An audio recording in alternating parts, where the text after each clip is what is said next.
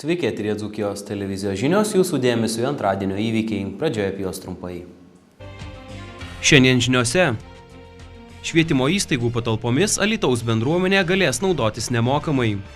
Matot, kaip tik tai dušais ir nenumatytos galimybės naudotis. Tai nereiškia, kad, tarkim, sumanys žmogus eiti į viešojo įstaigoje Alytaus Švento Benedikto gimnaziją einant į baseiną ir galės eiti ir plaukioti ten nemokamai. Alytaus miesto meras priėmė svečius iš Turkijos. Tikslas vienas, kad kuo daugiau žinotų ir kitos šalys apie Alytų, žinotų, koks tai gražus ir komfortabilus miestas. Telefoniniai sukčiai sugalvojo naują būdą, kaip išvilioti pinigus iš gyventojų.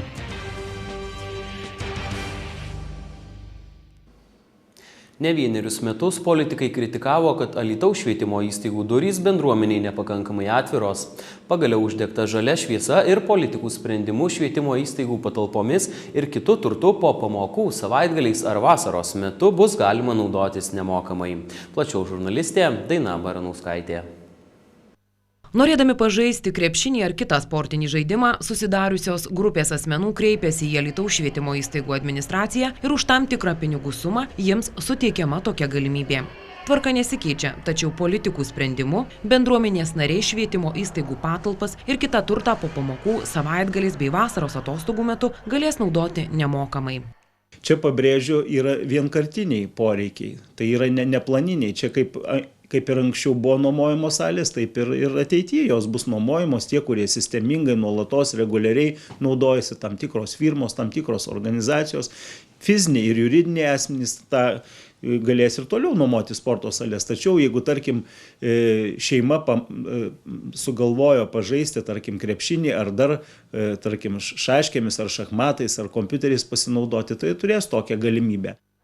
Alytaus miesto savivaldybės švietimo biudžetinių ir viešųjų įstaigų direktoriai įpareigoti iki birželio 15 dienos patvirtinti naudojimosi neatlygintinai įstaigų patalpomis ir kitų turtų laisvų laikų tvarkos aprašus ir juos paskelbti švietimo įstaigų interneto svetainėse. Kiekvienos įstaigos direktorius spręs konkrečiai, kaip tą pačią tvarką pasitvirtinti, kaip jūs sakėte, kas prižiūrės, kas išduos, kas atrakins, kas išleis, su kuo reikės atsiskaityti, nes dokumento tai nebus jokio pasirašoma. Tai reiškia, tarkim, jeigu bus pasinaudojama, tarkim, kažkokiomis patalpomis ir kažkokiu inventoriumi, tai tas žmogus, kuris leis tomis patalpomis pasinaudoti, tai yra konkrečiai fiziškai atrakins tą patalpą, tai jisai turės ir tą patalpą priimti ir patikrinti, turės, kad būtų viskas ten tvarkoj. O aš nemanau, kad švietimo įstaigų direktoriai atsisakytų registracijos sistemos, aš jų vietoje būtinai registruočiau kiekvieną tokį dalyką, kad, kaip sakot, esame mes neapsaugoti nuo kažkokių dalykų. Pavyzdžiui, kad ir besportuojant gali būti ir sugadintas kažkoks inventorius ir kažkas sulūžti gali ir sugesti kompiuteris gali, kurio naudojamėms ir taip toliau ir panašiai. Tai aš manau, kad registravimo sistema turėtų išlikti, o patys įstaigų vadovai konkrečiai patvirtins konkrečius tuos aprašus ir tuose aprašuose bus viskas aišku, kas už ką yra atsakingi. Daugeliui kyla klausimai, ar bendruomenė įsileidus į švietimo įstaigas nepadidės patalpų išlaikymo kaštai, elektros energijos, vandens sunaudojimas. Matot, kaip tik tai dušais ir nenumatytos galimybės naudotis. Yra patalpų sąrašas baigtinis ir materialio turto, kurio gali pasinaudoti, irgi sąrašas yra baigtinis. Tai nereiškia, kad, tarkim, sumanys žmogus eiti į viešojo įstaigoje Alytaus Švento Benedikto gimnaziją einant į baseiną ir galės eiti ir plaukioti ten nemokamai. Ne, čia yra tam tikri apribojimai, tik tai tam tikros patalpos ir taip toliau ir panašiai. Tai, žinoma, neatmetam tos galimybės, kad šiek tiek gali išaukti tos išlaidos, pavyzdžiui, elektros energijos, bet pastato šildymo, tai bet kokiu atveju pastatas yra šildomas, ar ten yra žmonių, ar nėra žmonių, o tam tikrų papildomų išlaidų gali būti, bet savivaldybės taryba patvirtinama tokią tvarką žmonėm pasako visiems, kad kartu prisidės ir prie jos įgyvenimo. Tai tiesiog bus, jeigu reikalas bus skiriamos papildomos lėšos švietimo įstaigoms, jeigu jos gyvendindamos mano paminėtą savivaldybės tarybos sprendimą patirs finansinių rūpesčių. Idėjos švietimo įstaigų duris atverti bendruomeniai autorius buvęs miesto meras Feliksas Džiautas. Priimant sprendimą nebuvo nei vieno prieštaraujančio tarybos nario. Šiandien Alytaus miesto savivaldybėje lankėsi svečiai iš Turkijos, kuriuos svetingai priėmė Alytaus miesto meras Jurgis Krasnickas. Plačiau Viktorija Daugelienė. Alytaus kolegijos elektroninės leidybos centre nuo gegužės 23 dienos praktiką atlieka 4 Turkijos Uludağ universiteto studentai, kurie šiandien lankėsi Alytaus miesto savivaldybėje. Pasak juos priėmusio miesto mero, tokie ryšiai svarbus tiek savivaldybei, tiek kolegijos studentams. Tikslas vienas, kad kuo daugiau žinotų ir kitos šalys apie Alytų, žinotų, koks tai gražus ir komfortabilus miestas ir apie galimybės tolimesnio bendradarbiavimo, investicijų ir taip toliau. Nes su jaunimu čia yra jaunimas, kuris gali žinią paskleisti plačiai. Aš manau, kad tik per tuos santykius tiek mes galim pažinti kitas tautos, tiek kitos tautos mus. Tai abipusis pasikeitimas delegacijom ir taip toliau. Tai yra vienas iš bendradarbiavimo ir svarbių dalių. Todėl manau, kad tai todėl ir priėmiau, todėl pabendravau, kad tai manau, kad tai yra perspektyvų. Mes čia atvykome dalyvaudami tarptautinėme projekte, taip pat pamatyti naujus žmonės, susipažinti su kita šalimi ir žinoma pristatyti savo šalį.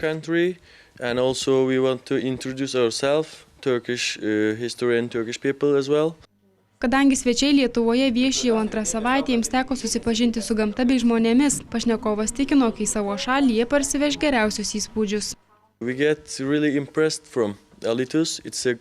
Mes tikrai susižavėję Alytumi, tai tikrai puikus miestas, labai graži gamta ir nuostabų žmonės. Mums pasisekė, nes ir oras paskutinę mūsų vizito savaitę yra neblogas.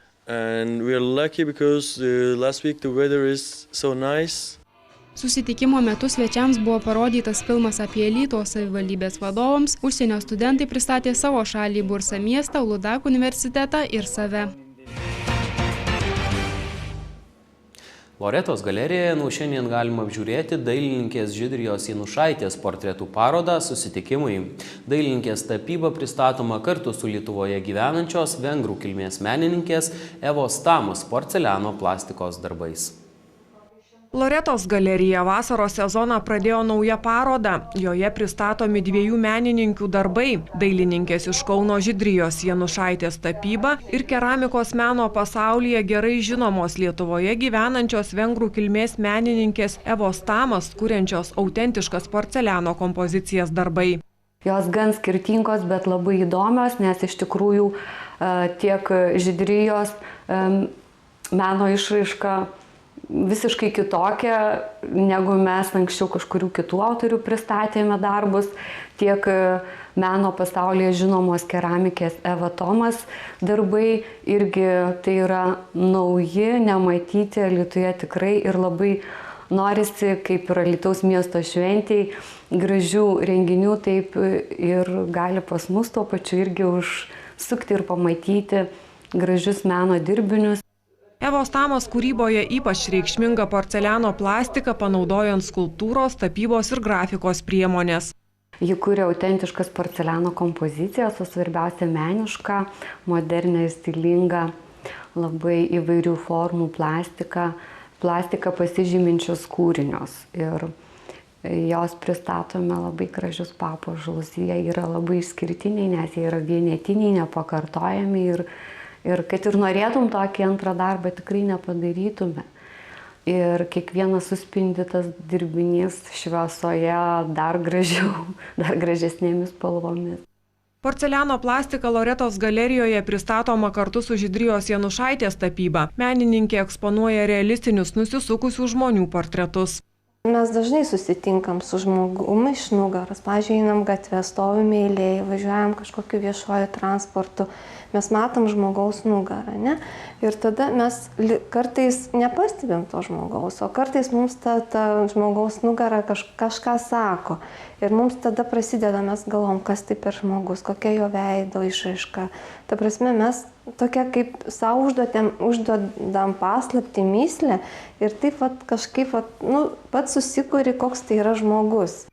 Žydrija Janušaitė žmonių portretus papildo abstrakcijomis, atspindinčiomis žmogaus vidinę būseną, nuotaiką, mintis, jausmus.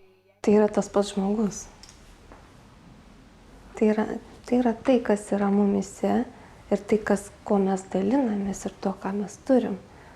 Tai čia yra tas pats žmogus, tik tai mes įpratę matyti jį tokį konkrečią formą. Mes bendraujam kaip ir su konkrečia forma, vizualiai, bet to pačiu yra ta nevizuali, tokia būsenos, tam tikros būsenos mintis, tai yra irgi žmogus. Ir va tas žmogaus, ta kita pusė yra abstrakcijose. Tapybos bei porceliano plastikos paroda Loretos galerijoje veiks 2 mėnesius. Alytaus apskrities vyriausiojo policijos komisariato pareigūnai vėl fiksavo sukčiavimo atvejų. Pastebima, kad keičiasi sukčių braižas ir veikimo metodai. Darosi vis sunkiau įvilioti žmonės į niekšingas pinkles, todėl apgavikai taiko gudresnius būdus. Nors policija nuolat įspėja šalies gyventojus saugoti sukčių, tačiau žmonių patiklumas ir toliau stebina. Apie nesiliaujančius sukčiavimo atvejus Alius Mikelionis. Paskutiniu metu padaugėjo gyventojams skambinančių telefoninių sukčių, kurie prisistato finansinių nusikaltimų tyrimo tarnybos pareigūnais, neva dėl per šių gyventojų banko sąskaitas plaunamų pinigų. Jeigu žmogus dėl laiko stokos ar sveikatos problemų negali atvykti, jam duodamas neva banko juristo telefono numeris, kuriuo paskambinę žmonės sumaniai įtikinami, kad per jų sąskaitas plaunami pinigai. Neva piniginių operacijų sustabdymui reikalingi elektroninės bankininkystės kodai. Gavę prisijungimus, sukčiai ne tik ištuština sąskaitą, bet ir paima taip vadinamų greitųjų kreditų. Pareigūnai pastebi, kad sukčiai būna gerai pasirengę, bendrauja įtaigiai, išmano psichologiją. Jie stengiasi kuo ilgiau tęsti pokalbį, šitaip įgyjamas didelis pasitikėjimas. Kai kurie naudojasi iš anksto paruoštais klausimynais. Išgirdęs aukos atsakymą, žiūri į klausimynų sąrašą, ko toliau klausti ar ką atsakyti. Kad nekiltų dvejonių, pareigūnais prisistatantys nusikaltėliai neskuba klausti slaptos informacijos. Tai jie padaro 3. ar 4. pokalbio metu, kai jau būna, užkėbusi ant kabliuko ir pasitiki skambinančiuoju. Atminkite, jog elektroninės bankininkystės kodų nevalia niekam rodyti ir skelbti, kadangi tai konfidenciali informacija. Nei policijos, nei kiti teisėsaugos sistemos pareigūnai neskambina gyventojams ir niekada neprašo padiktuoti elektroninės bankininkystės kodų. Na, o praėjusią parą Alytaus apskrities komisariatuose buvo užregistruota 11 nusikalstamų veikų. Įvyko vienas eismo įvykis, išaiškinti 28 kelių eismo taisyklių pažeidėjai.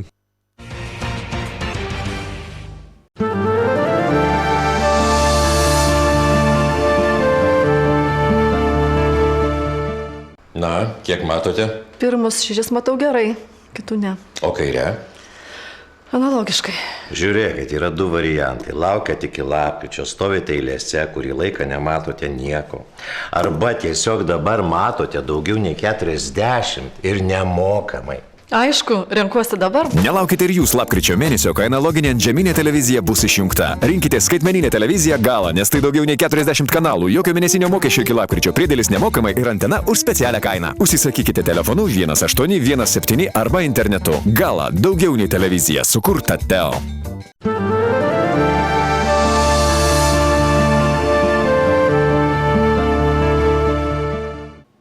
Tiek naujienų šį vakarą, po akimirkos orų prognozė, nuo po žinių laida mažiesiems Telelė linija. Tad gero vakaro su mūsų kanalu.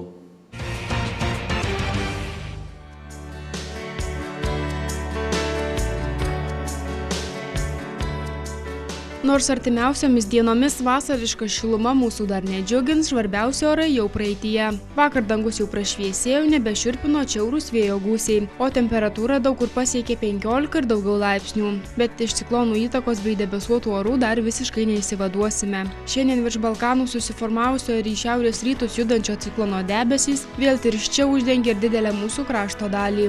Šalies rytuose praslinko neintensyvūs lietūs, o vakare kai kur trumpai palyti gali ir vakariniuose rajonuose. Vėjas pūtė permainingų krypčių, nedidelių greičių. Trečiadienio nakties pradžioje dar lis rytiniuose rajonuose, o vakarinėme šalies pakraštyje debesys sklaidysis. Diena bus gana šviesi visoje šalyje, lietaus neturėtų pasirodyti. Tik vėl stipriau pūs šiaurės vakarų vėjas. Artimiausią naktį Alytuje ir Kaune bus 11, Vilniuje 12, Klaipėdoje 10 laipsnių šilumos. Trečiadienio dieną Alytuje, Kaune ir Vilniuje termometro stulpelis pakils iki 15, Klaipėdoje iki 13 laipsnių aukščiau nulio.